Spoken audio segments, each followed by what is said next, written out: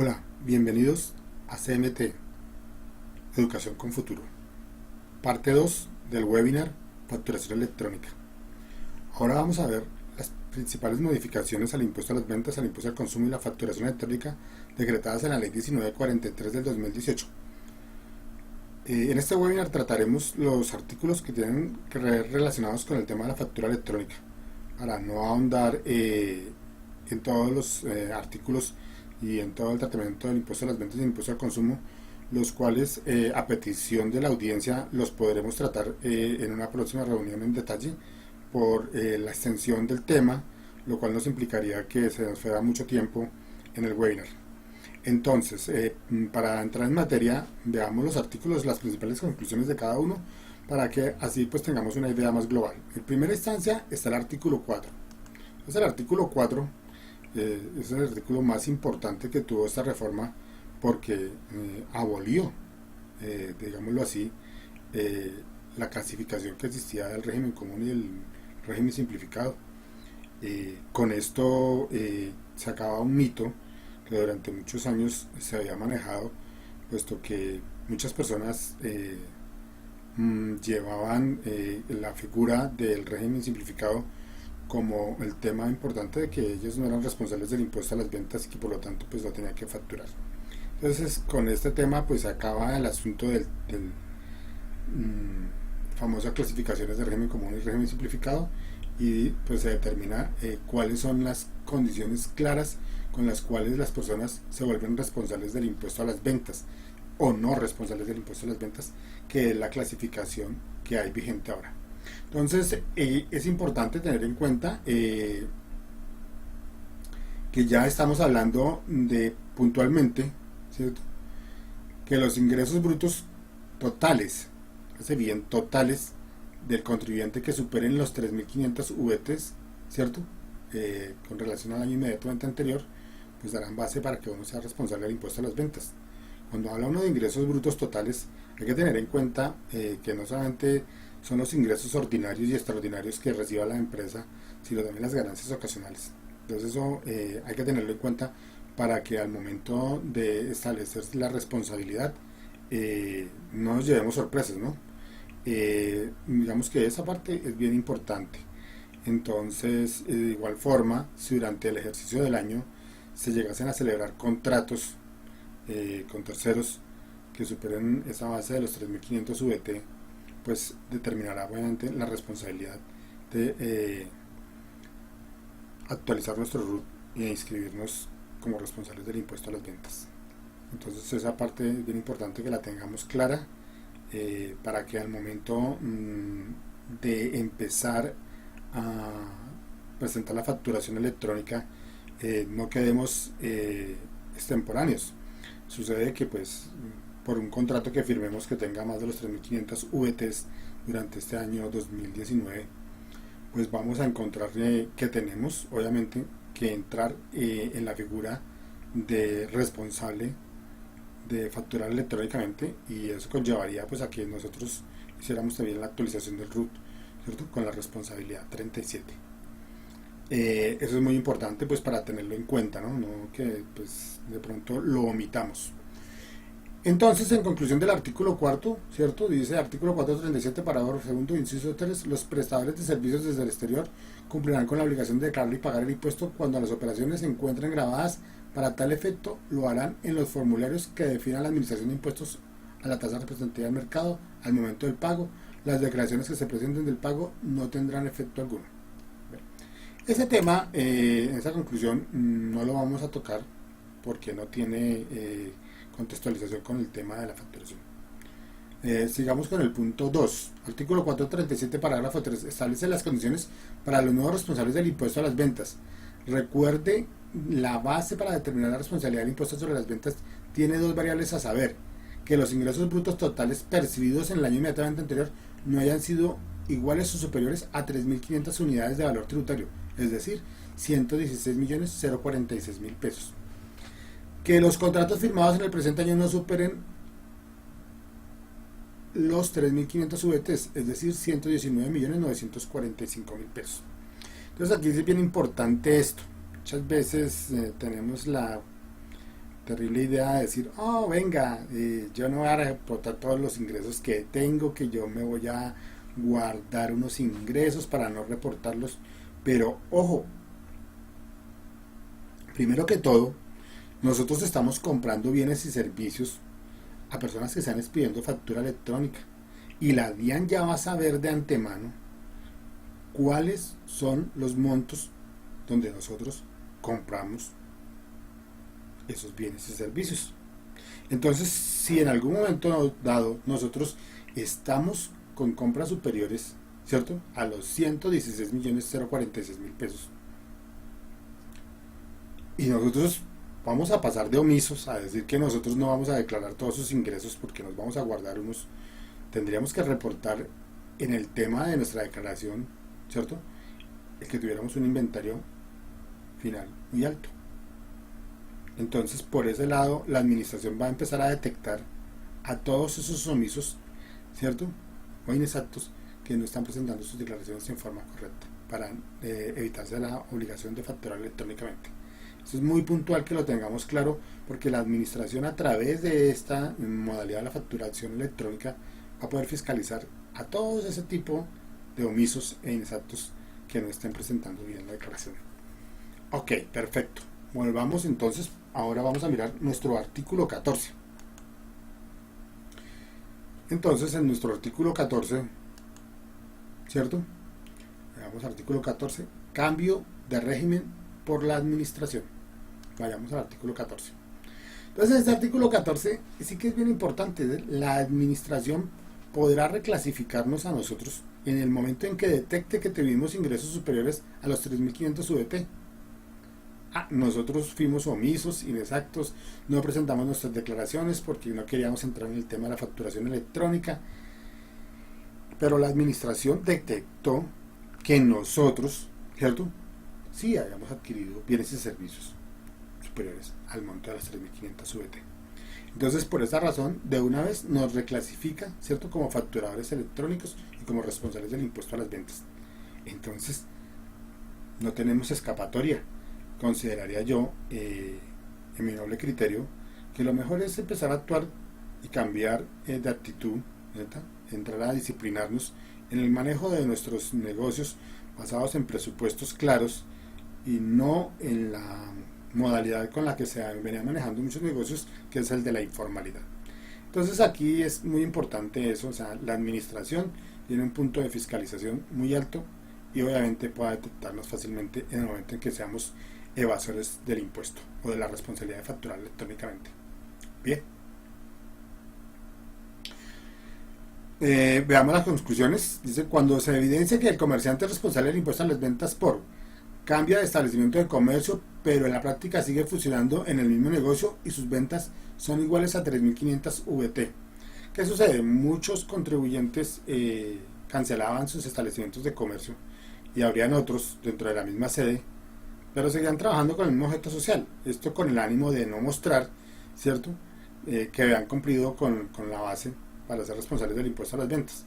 Entonces, la Administración de Impuestos Nacionales está trabajando en línea con las cámaras de comercio y obviamente con las alcaldías en fiscalizar que todos los negocios tengan su registro mercantil, y obviamente la DIAN, al cruzar información con las cámaras de comercio, va a conocer qué establecimientos de comercio han sido cancelados y cuáles han sido abiertos.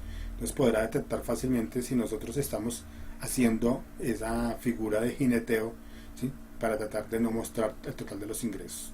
Cuando los contratistas reporten operaciones con terceros no responsables donde sus ventas son iguales o superiores a 3.500 VT. Pues alguien nos contrata para prestar suministros o servicios, ¿cierto?, y el contrato supera los 3.500 VT. El contratista nos va a exigir, ¿cierto?, que el RUT tenga ya inserta la responsabilidad del impuesto a las ventas para que podamos entrar a negociar con él. Entonces ahí no tendremos ninguna otra circunstancia, sino simplemente reclasificarnos para ser responsables del impuesto a las ventas y obviamente empezar a facturar electrónicamente. Fracciona la facturación entre varias personas que ocupan el mismo local comercial, pero sus ventas son iguales y superiores a 3.500 VT. Otra modalidad de evasión que era muy normal. Venga, no, es que voy a poner a mi amiga, voy a poner a mi esposa, voy a poner a mi hijo, a mi sobrino, para que todos facturen dentro del negocio, con cada uno como responsable de la venta, esas ventas, y yo así pues fácilmente voy a evadir la responsabilidad de ser responsable del impuesto a las ventas. ¿Qué sucede? La administración va a empezar a cotejar que todas estas personas que están facturando, ¿cierto?, que de pronto se acogerían como no responsables del impuesto a las ventas, tengan costos relativos o correlacionados con esos ingresos.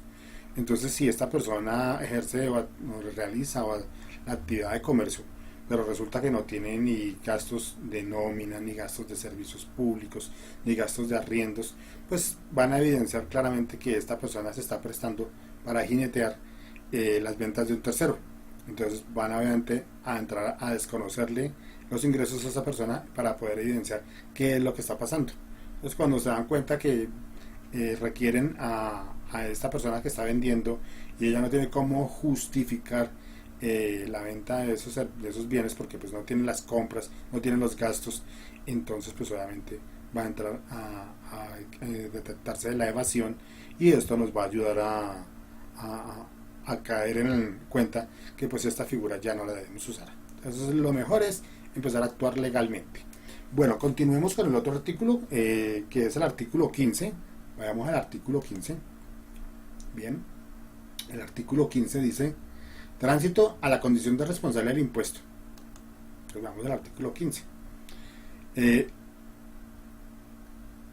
Aquí volvemos a hacer hincapié en lo que establece la ley 1943. Dice: para la celebración de contratos de venta de bienes y o de servicios grabados por cuantía individual o superior a 3.500 VT, estas personas deberán inscribirse previamente como responsables del impuesto sobre las ventas IVA, formalidad que deberán exigirse por el contrato para la procedencia de costos y deducciones. Lo anterior también será aplicable cuando un mismo contrato celebre varios contratos que superen la suma de 3.500 VT. Ah, no, resulta que me toca celebrar en varios contratos, y entonces tengo un contrato de 70 millones y tengo otro de 30 y tengo otro de 50. Venga, eso ya superó las 3.500 VT.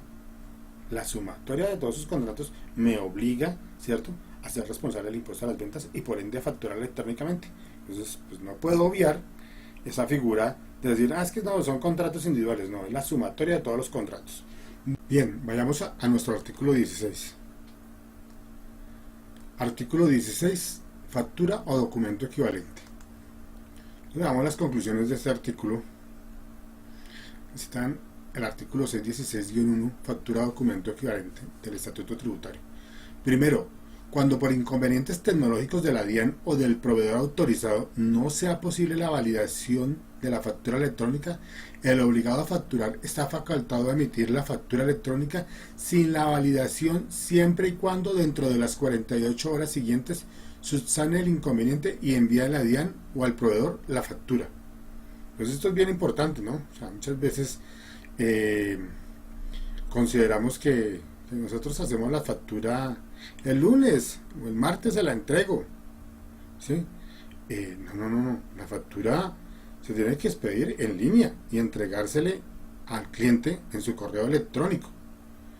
Dos, si por algún inconveniente tecnológico, ¿sí?, la plataforma la DIAN no la recibe o la plataforma del proveedor no permite que se haga el envío de la factura a la DIAN para su validación, ¿cierto?, para que sea aceptada o rechazada, nosotros como responsables de expedir la factura electrónica tendremos 48 horas, ¿cierto? Sí, en las siguientes 48 horas, podremos subsanar ese evento. Que es que ese fin de semana es puente y que entonces yo lo voy a hacer el martes. No, yo tengo que tener claro eso. Si eso lo tengo que hacer antes, lo debo hacer antes. No obstante la validación de la factura electrónica, la DIAN tiene amplias facultades de fiscalización para el control de la administración tributaria. Entonces es muy importante que tengamos claro eso. O sea, no es que ya presenté mi factura y la DIAN no me puede fiscalizar. No, la DIAN me puede fiscalizar. Me puede revisar, ¿sí?, cualquier situación referente a mi información fiscal de mi factura electrónica. 3. La DIAN podrá configurar los sistemas de controles técnicos y tecnológicos para el control de inventarios, pagos, liquidación de impuesto a las ventas y el impuesto al consumo. Pues importantísimo. La DIAN generará posteriormente, como bien lo citábamos, sus programas de contabilidad, o podrá generar sus cruces de información para determinar si las bases con las que estoy liquidando mi declaración de impuesto a las ventas o mi declaración de impuesto a la renta son congruentes con la información expedida, ¿cierto? 3. Los tiquetes POS y los documentos equivalentes no dan derecho a impuestos descontables en el impuesto a la venta ni a costo de deducción al impuesto a la renta. No obstante, el adquirente puede solicitar que les pidan factura. Eso sí que es bien importante, ¿no? O sea, tenemos grandes superficies que expiden tiquetes POS, muchos otros proveedores que expiden tiquetes PLU y POS.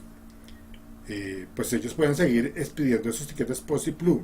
Lo que pasa es que no nos van a dar derecho a impuesto descontable en nuestra declaración de IVA ni a costo de deducción en nuestra declaración de renta. Entonces nosotros podemos acercarnos y sugerirles a ellos o solicitarles a ellos que nos expidan factura electrónica de venta, porque pues su tiquete POS no tiene no da derecho a descuento en el impuesto a las ventas ni a deducción en el impuesto a la renta. La factura electrónica se considera un título valor, por tanto las entidades que reciban facturas en la modalidad de factoring deberán adecuar sus sistemas para la consulta de las mismas a través de la plataforma de la DIAN. Los bancos que tienen acuerdos de factoring pues tendrán que acomodar sus sistemas para que las facturas electrónicas sean reconocidas en un sistema factoring. Recordemos que el factoring es cuando yo tengo un acuerdo con mi banco, ¿cierto? Y tengo facturas por cobrar, pero necesito liquidez, me puedo acercar al banco a negociar esas facturas con una figura de redescuento que me cobra el banco para darme la liquidez del dinero, y el banco ya se encarga de cobrarla directamente a mis clientes. El sistema de facturación electrónica es aplicable a operaciones de compra y venta de bienes y servicios y de otras operaciones, importaciones y exportaciones, pagos de nómina y a los pagos a no responsables del impuesto sobre las ventas. Pues la factura electrónica es un documento, como ya lo hemos título valor, con todas sus características como la tiene la factura de papel, y obviamente también será el soporte para todas las compras y ventas de bienes y servicios que expidan tanto clientes como proveedores, ¿no?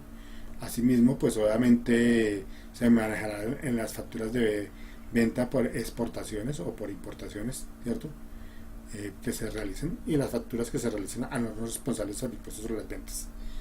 Bueno, séptimo, a partir del 2020 la compra de bienes y servicios con documento equivalente tendrá una limitación de deducción al impuesto a la renta, sí.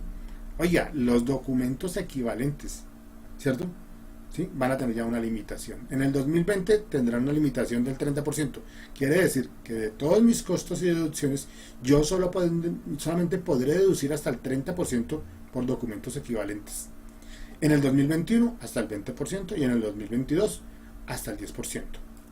Durante el 2019 la DIAN habrá de expedir el calendario con los sujetos responsables que deben iniciar la implementación del sistema de facturación electrónica. Ya eso sucedió con la resolución 020 de marzo del 2019.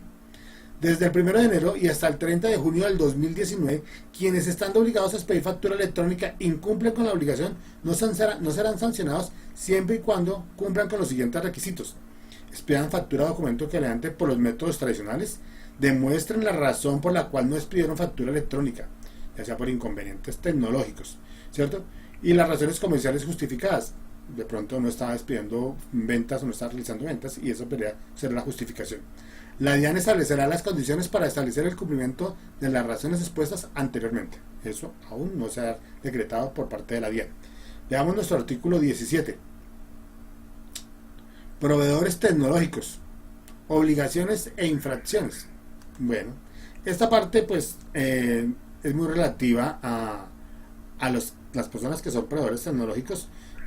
No lo estamos tratando pues porque ellos ya como proveedores tecnológicos están en la obligación de tener el manejo de sus operaciones con relación a sus clientes que van a adquirir sus servicios. Pero hacemos una conclusión muy rápida, y la primera es abstenerse de utilizar maniobras fraudulentas o engañosas en las operaciones que realicen, relacionadas con la factura electrónica, que resulten en operaciones inexistentes, inexactas, simuladas, ficticias y cualquier otra figura que no pueda utilizar como instrumento de evasión, elusión u aminoración de la carga tributaria.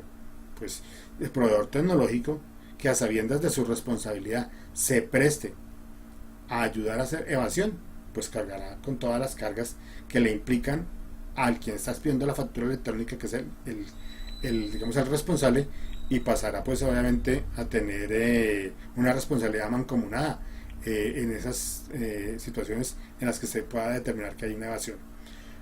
No prestar a los clientes el soporte tecnológico relacionado con la implementación para la expedición de la factura electrónica de manera oportuna y adecuada. Pues los proveedores tecnológicos ya hicieron las pruebas, ya fueron aprobados por la DIAN ya les dio resolución, pero ellos deben garantizar, ¿cierto?, que al momento del normal funcionamiento de los responsables de expedir factura electrónica no se van a presentar inconvenientes porque decididamente el cliente le quedó o sobreestimó su plataforma al momento de trabajar, ¿cierto? Y entonces por tal motivo deja al responsable de expedir la factura electrónica en el aire, porque pues no le está dando el soporte o la responsabilidad para cumplir con el requerimiento que ha expedido la DIAN. Bien, vayamos al artículo 18. Entonces, el artículo 18: elimínense todas las referencias al régimen simplificado del impuesto a las ventas y del impuesto nacional al consumo. Entonces, ¿qué digo el artículo 18? No existe más régimen simplificado. Se acabó el régimen simplificado en el impuesto a las ventas, se acabó el régimen simplificado en el impuesto al consumo. Eso ya nos determina que eso pasa a ser materia de una situación que ya no se debe contemplar. Sin embargo, más adelante veremos una anotación cuando estemos mostrando la solución gratuita de parte de la DIAN. Bueno, entonces ahora nos vamos a ir a buscar el artículo 63, ¿cierto? Que es el artículo que me parece, en mi concepto, el más importante. ¿Por qué? Porque aquí ya va a establecer la condición penal, ¿cierto?, por las infracciones que se cometen. Dice: primero, la omisión de activos o la inclusión de pasivos inexistentes por un valor igual o superior a 5.000 salarios mínimos legales vigentes y que determinen por autoridad tributaria, da lugar a una pena privativa de la libertad de 48 a 108 meses de prisión y una multa del 20% de los valores emitidos en artículos o de los pasivos incluidos que son inexistentes. Bueno, tenemos de pronto este punto que tocarlo porque es relativamente importante. A veces empezamos a generar cuentas por pagar ficticias con el ánimo de llevar costos o deducciones en nuestra contabilidad, o de generar ingresos ficticios, ¿cierto?, en cuentas por cobrar con nuestros clientes. Era muy normal, o se veía muy normal el efecto de: venga, le vendo facturas, ¿cierto?, para poder bajar sus costos, para poder incrementar sus costos y deducciones, ¿cierto? O le vendo facturas para que tenga un mayor impuesto descontable. Creo que con la emisión de la factura electrónica, este uso indebido y fraudulento de venta de facturas va a quedar realmente abolido. Queda muy importante determinar la sanción, ¿no? Dice 48 a 108 meses de prisión y una multa de 20% de los valores omitidos en activos o de los pasivos incluidos que son inexistentes. Entonces, pues bueno, ya hay una condición penal para la evasión, y pues obviamente consideraría yo que en orden de ideas debemos ser muy juiciosos con el tema de manejar la cosa, porque realmente no se puede entrar a jugar pues con la libertad de uno, ¿no?, y con el coste adicional de las sanciones tan altas que se van a imponer. Entonces esa parte pues es importante tenerla en cuenta.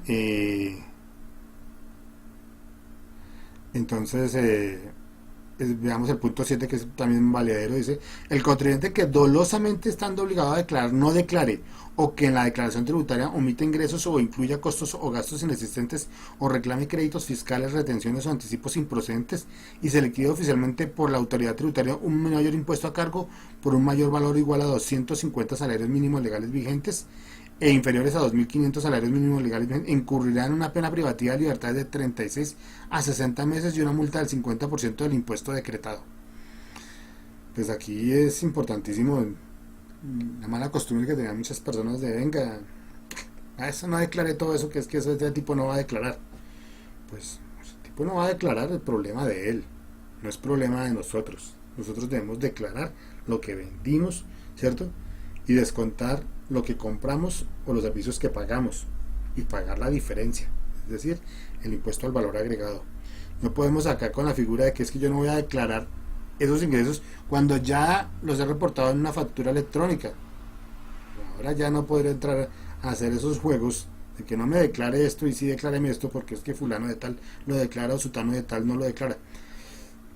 Mucho ojo con ese tema, sobre todo tiene una multa del 50% del impuesto, ¿cierto? Y una pena privativa de la libertad de 36 a 60 meses, que me parece que es un poco delicada.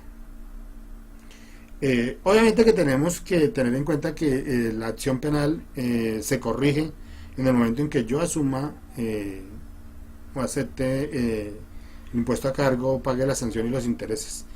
Esa sanción pues obviamente se va a limitar.